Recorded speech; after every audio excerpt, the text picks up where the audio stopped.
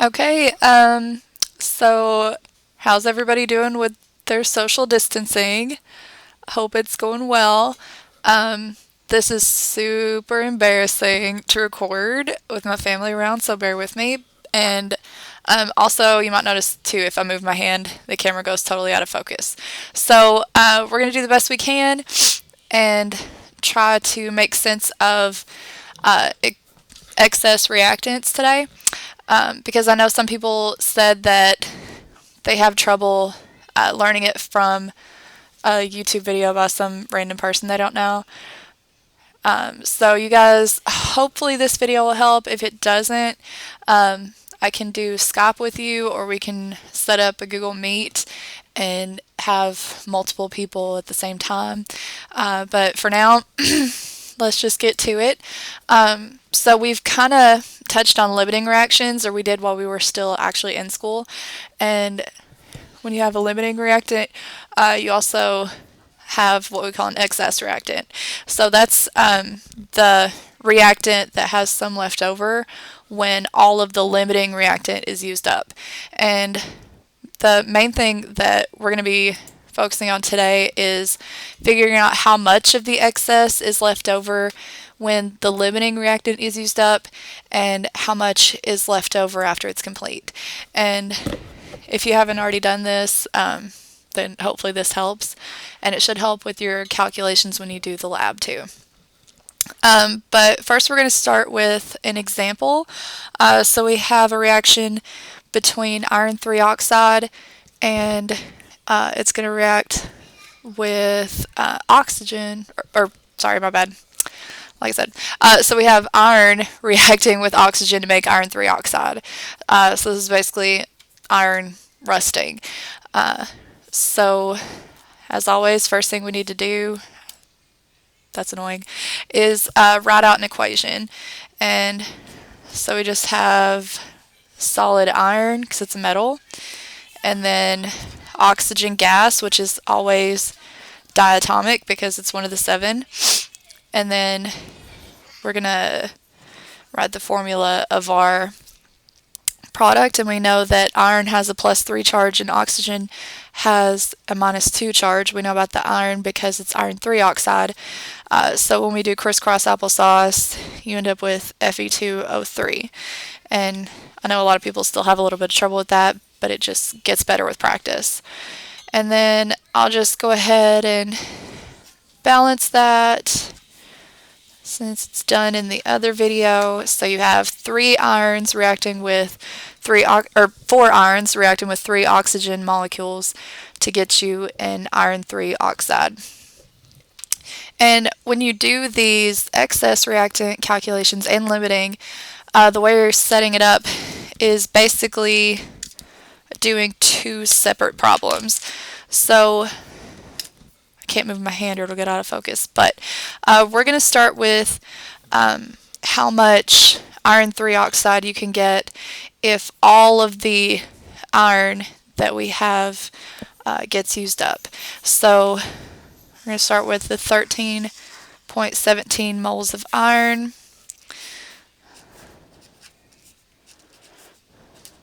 Okay, and that's what we know. And we're going to figure out how much iron 3 oxide we can get if all 13.17 moles of iron will react. So one thing that might be helpful for some people is to write out the pathway that you're going to take to get from moles of iron reacted to grams of iron 3 oxide produced. So for this, we're going to start with moles of iron, and from there we already have moles, so it's kind of like one less step than usual. We usually start with grams, so we're going to go from moles of iron to moles of iron 3 oxide, and to do that we need the mole ratio of iron and iron 3 oxide, and then we can go from moles of iron 3 oxide to grams of iron 3 oxide, and for that we just need the molar mass of the iron 3 oxide. So this one is a little bit simpler than a lot of the other ones we've seen. Usually we start with grams and have to have the molar mass of iron to get there, but this one's a little bit easier. And I think it's going to cooperate now that I have something written in the middle. So, but anyway, so first thing, we need the mole ratio of iron and iron 3 oxide. And since we have moles of iron up here, we need it to be on the bottom so that we can cancel it out. And so we get how many moles of iron in the ratio from the coefficients in the equation. So we know that for every 4 moles of iron, we have 2 moles of iron 3 oxide. And I know a lot of people have been wanting to use these coefficients when they are calculating things like molar mass. So sometimes I'll see people want to put, like when they're putting in the molar mass of iron 3 oxide, they'll want to go ahead and do like the molar mass over like 2 moles of iron 3 oxide. The only time it's not 1 mole is when you're using the mole ratio. And actually we don't even have to go to, I'm just noticing, we don't have to go to grams of iron 3 oxide because it's asking for how many moles. So we even have one less step than I thought now that I'm paying attention. But anyway, so moles of iron are going to cancel out, and then you're going to end up with 6.585 moles of iron 3 oxide that can be produced if you use all of the iron that you have. So the next thing we need to do is just do the exact same process but with the oxygen gas. And just make sure that you know which numbers you need and which ones you don't. The subscript in oxygen is not something you need to worry about in your calculations.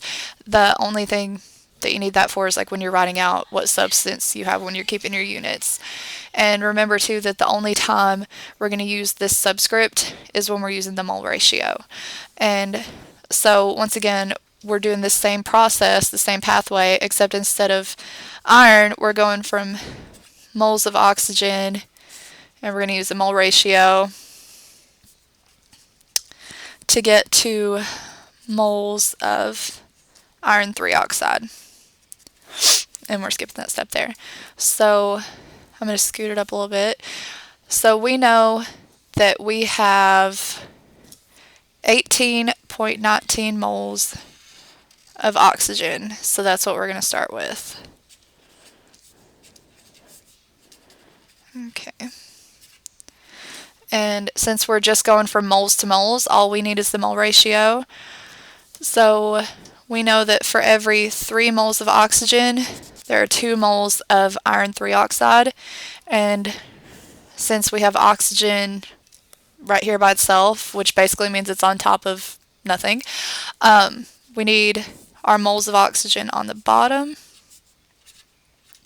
and our moles of iron 3 oxide on top. Okay, and so we have 3 moles of oxygen, we get that from the coefficient, and 2 moles of iron 3 oxide right there. And if you type all that in, you're going to end up with 12.13 moles of iron 3 oxide that can be produced if you use up all of the oxygen that you put in.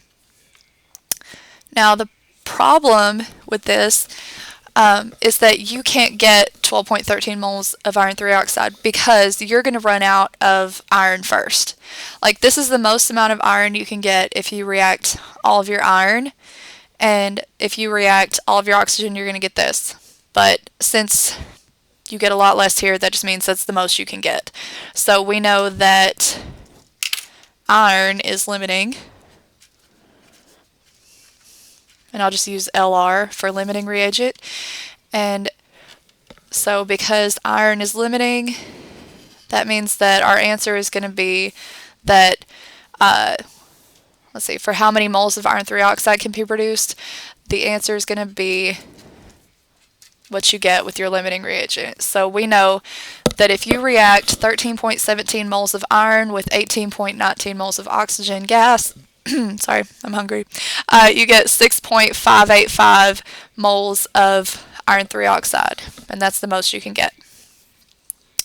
And if you have any questions about any of that, just maybe leave them in the comments if it'll let you, or send me an email, or whatever you can do. But let's go on to another one. This one is just to do with limiting reagents. So let's do one that has to do with excess. This is where it gets trickier, and where I have to put my hand back in the middle of the page again. But let's see. So we need to know the mass of cobalt 3 chloride that you can get if you react 3.487 times 10 to the 23rd atoms of cobalt with 57.92 liters of chlorine gas at STP. And after that, we want to figure out how much of the excess reactant reacts and how much is left over. So the first thing we need to do is start off just like we're doing, just like we're doing a limiting reagent calculation. Hang on a second. Focus. Focus. Okay. So you start out treating it like a limiting reagent calculation. Okay. All right.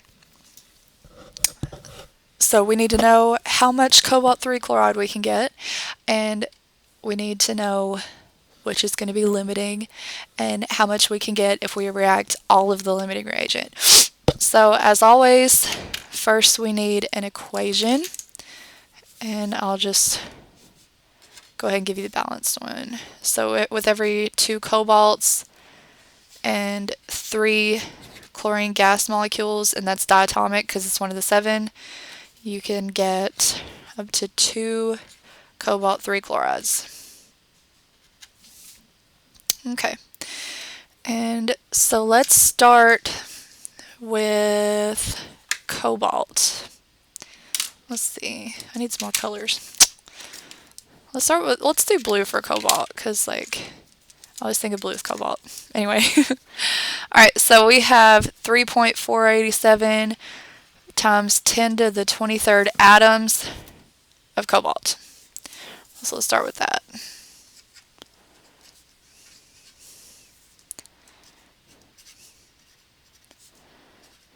And always keep your units as well as what substance you're using, because later on in these calculations, when we're trying to figure out how much excess reactant is left over, you're going to have multiple substances in the same like little equation expression that you're going to have to type in. So it can get really confusing, and sometimes you might not know what number goes with what, so it's just easier to keep everything in. But another thing, if you want to go ahead and do the pathway to get from what we know to what we want to know, we're starting here with atoms of cobalt, and we want to go from there to moles of cobalt, and for that we need Avogadro's number.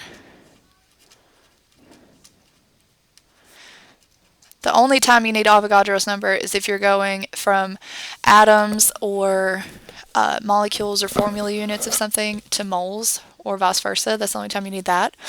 And so from there we need to go from moles of cobalt to moles of our product, the cobalt 3 chloride.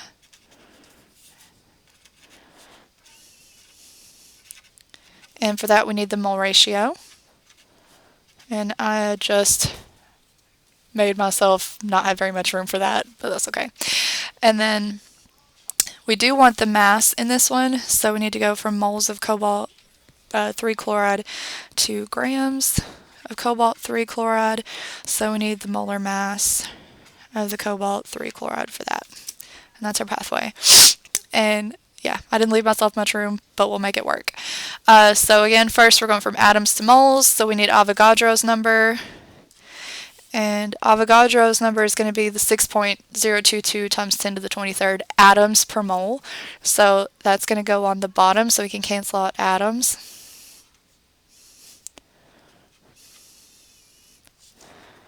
and I'm just going to put atoms of A for atoms of cobalt per 1 mole of cobalt. And then atoms of cobalt cancel out. And now we have moles of cobalt. And we need to go to moles of cobalt 3 chloride. So we need the mole ratio. And we know that for every 2 moles of cobalt, which goes on the bottom so that we can cancel it, we have 2 moles of cobalt 3 chloride. Oh. Whoops. Okay, so now moles of cobalt are canceled. We have moles of cobalt 3 chloride. Now we need to go to the mass, and we need the molar mass for that. And that, I'll just save you some time. And like I tell you in class sometimes, if you're comfortable knowing how to get molar mass, you can just look it up, because if you know how to do it, there's not necessarily any need to kind of waste your time. So I'll just tell you, it's for this, it's 165.13 grams per mole.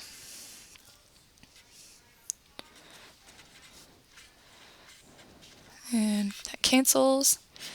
Alright, and if you top all that out, you can get, I'm going to scooch it down here. Yeah, okay. So you can get 95.40, you can't see it, it's okay, grams of cobalt chloride. Hopefully you can see that. Okay, so we need to do the exact same thing with the chlorine gas. And let's see, so our pathway is going to be pretty much the same. We know that we have 57.92 liters of chlorine gas, so that's what's going to make it a little bit different. So instead of Avogadro's number, we'll need molar volume. So we're going from liters of chlorine gas, which is the volume, and then we need the molar volume, which is 22.4 liters per mole. We're just doing our pathway here, and that gives us moles of chlorine gas. And we need to go from moles of chlorine gas to moles of cobalt 3 chloride. And for that we need, no, he can't have my phone, I'm working. Okay, bye, love you. So we need the mole ratio. And then we have moles of cobalt chloride 3, and we need to go to grams of cobalt chloride 3, and so we just need the molar mass to get that. Andy, honey, can you please go in another room? Thanks. Alright, so I'll just scooch that up. We know that we have 57, that's scooched too far over, 57.92 liters of chlorine gas. And like I said, we need molar volume, so we're going to do the 22.4 liters per mole. And since we have liters on top here, we need that on the bottom here. Okay, and so now liters of chlorine are going to cancel out, and we need to go from moles of chlorine to moles of cobalt chloride, or cobalt 3 chloride. And so we need the mole ratio. And if we look back up here, we know that for every 2 moles of cobalt chloride, we have, let's see, 3 moles of chlorine gas. This is a little bit different ratio than last time. And so the moles of chlorine cancel. And now we need to go to the mass of cobalt chloride. So we need the molar mass. And that's going to be the same as it was way up here. So we're going to do 165.13 grams per mole. And again, like I said earlier, even though it didn't really matter back then, the only time that when you have moles in your calculations that it's not going to be 1 is when you're using this mole ratio. So if you use molar mass, always put 1. You don't put 165.13 grams per 2 moles because that's just not true. That's how much the mass is for 1 mole. So just only use different numbers of moles for mole ratio. And that cancels, and so we get, I think, 284.7 grams of cobalt-3 chloride produced. And so here, if we use all of the cobalt, you get 95.4 grams. If you use all of the chlorine, you get 284.7 grams. So we know that this is going to be the most we can get because we're going to run out of cobalt before we can get that much cobalt chloride. So we're going to have excess chlorine gas. So let's see. So cobalt is the limiting and chlorine is excess. Okay. And so from there, we need to know how much of the excess actually reacted. And for this, we need to know how much of our limiting reacted, and then we use the mole ratio between that and the excess, and it tells you how much of the excess reacted, if that makes sense. It might when we actually go through and calculate it, but we'll see. So we're going to start with our known, just like we did before. So we know that we reacted 3.487 times 10 to the 23rd atoms of cobalt. And it might help too to go with our pathway here. So we want to go from atoms of cobalt to moles of cobalt, and we need Avogadro's number for that. And then we want to go from the moles of cobalt that reacted, which is all of them, to the moles of chlorine that reacted. And for this, we're not using the amount of chlorine that we put into the reaction. We're just basically going off the principle that for every 3 moles, or for every 2 moles of cobalt that reacted, 3 moles of chlorine reacted. So if we have, like, let's say probably a little less than 2 moles of cobalt that reacted, we probably have something close to 3 moles of chlorine that reacted. And then we'll go from there to, let's see, I guess we can go to liters since that's what we use. So liters of chlorine that reacted, and we'll use the molar volume for that. And this is going to be the mole ratio. Okay, and I think this is probably the most confusing part of any of this that we've done, and I kind of wish we were in school for it, but that's going to have to be okay. So let's go ahead and write out what our calculation is going to be. So we said we need Avogadro's number, so it's going to be 6.022 times 10 to the 23rd atoms of cobalt per mole of cobalt. Okay, atoms cancel out. And then we need the mole ratio. So back up to our equation. For every 2 moles of cobalt that reacts, 3 moles of chlorine gas are going to react. And so now moles of cobalt cancel. And so what we have if we stop now is how many moles of chlorine reacted, and that's not going to be the same as the amount of chlorine that we initially put in. But we do want to know the volume of chlorine that's going to be left over. So we need molar volume, so it's going to be 22.4 liters of chlorine per mole. and so that's going to cancel. And so it turns out that 19.41 liters of chlorine gas reacted. Okay. Alright, so this is part of our answer for part A. So it wants to know how much of your excess reagent reacted, and it also wants to know how much is left over.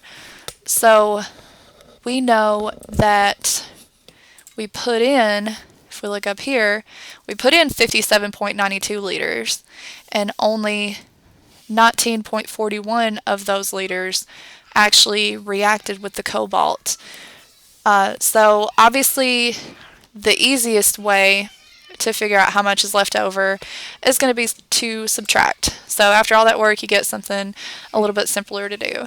So we put in 57.92 liters of chlorine, and you subtract the 19.41 liters of chlorine that reacted. And I'll just put parentheses to make it a little clearer. Okay.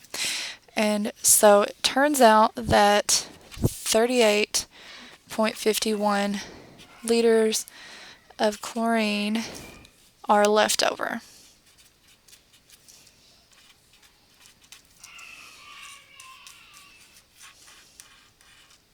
Okay, so basically to sum up for part A, where it wants to know what the mass of cobalt chloride 3 is that can be formed, the most we can get is 95.40 grams of cobalt chloride 3, or cobalt 3 chloride. That's how much we can get. And for part B, we know that 19.41 liters of the chlorine reacted, because chlorine is our excess reagent, and we know that 38.51 liters of it were left over. I hope that that makes a little bit more sense now. If it doesn't, just let me know. I might go ahead and post a video too, just going over some of the problems. My kids are coming in the room now, making noise, so I'm going to go ahead and end this one. But make sure you let me know if you have any questions. Thanks, guys.